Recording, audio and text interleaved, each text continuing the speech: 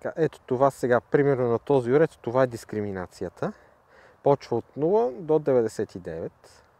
Ние влизаме в дискриминацията и местиме и си казваме, ето, примерно искаме едно вече да го чуваме и го слагаме.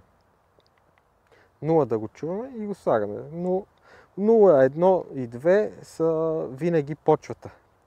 Аз по този начин изключвам почвата да не я чувам. Сега, както ви казах, знаеме, че фолиото е на 20. Ето, отиваме на 20.